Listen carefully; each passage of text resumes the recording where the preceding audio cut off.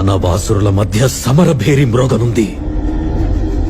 అసురగణం భీతిల్లే శక్తి ఉన్న ఆ మణి దుష్టుల చేతుల్లో పడి ఈ బ్రహ్మాండానికే పెనుముప్పుగా మారేలోగా ఆపడం నీ వల్లే అవుతుంది.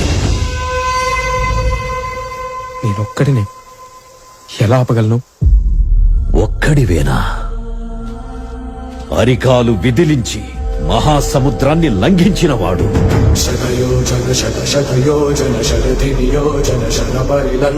రాక్షస సైన్యాన్ని మట్టుబెట్టి రావణుడి సింహాసనాన్ని కంపించినవాడు,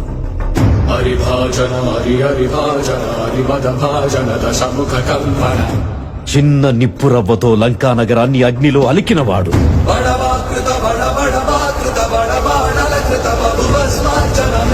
త్రేతాయుగంలో రాముడి నీడయ్యాడు,